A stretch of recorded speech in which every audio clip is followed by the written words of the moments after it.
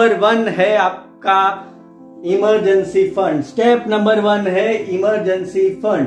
दोस्तों, तो ये कभी कभी हमारे पास ऐसा होता है कि हम इमरजेंसी फंड नहीं क्रिएट करते and we directly jump into the investment. तो इमरजेंसी फंड हमें इसलिए बनाना है कि जब भी कोई लाइफ की इमरजेंसी आ जाए, कोई हॉस्पिटल का खर्च आ जाए, कोई मेजर कार रिपेयर आ जाए या कोई ऐसा एक्सपेंस आ जाए और हमें उसके लिए काफी पैसे चाहिए, तो हम वो इमरजेंसी फंड से निकाल पाए।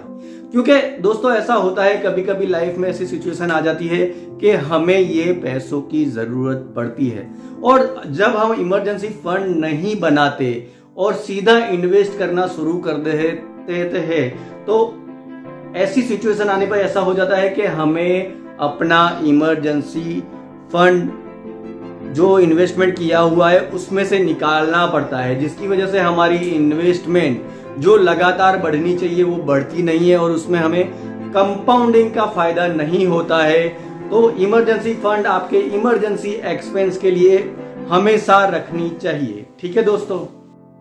So before starting any investment, emergency fund होना बहुत ही जरूरी है।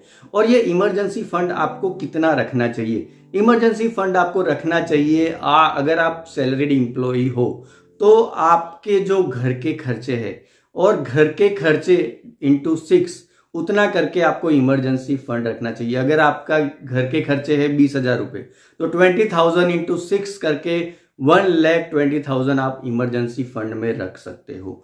और वो इमरजेंसी फंड आपको कहाँ रखना चाहिए वो भी मैं आपको बताऊंगा। आपको रखना चाहिए फिक्स डिपॉजिट में, क्योंकि फिक्स डिपॉजिट काफी लिक्विड होती है और उसकी लिक्विडिटी बहुत ही ज्यादा होती है। कोई भी इमरजेंसी सिचुएशन आए तो तुरंत ही आप एफडी से पैसे निकाल के वो इमरजेंसी सिचुएशन को मीट कर सकते हो। तो emergency fund is very very necessary and it's the first step of financial planning. Please don't do any investment before doing emergency fund and it is the most ignored step of all the time। यानी काफी सारे लोग ये step ignore करते हैं। तो emergency fund बनाने के लिए मैं बहुत ही आपको रिकमेंड करूंगा, हमेशा इमरजेंसी फंड बना के चलिए और एंश्योर के वो आपके 6 मंथ के एक्सपेंस को कवर करे। तो it is a major step and I am giving more emphasis on making emergency fund. पहला स्टेप इमरजेंसी फंड बनाना है।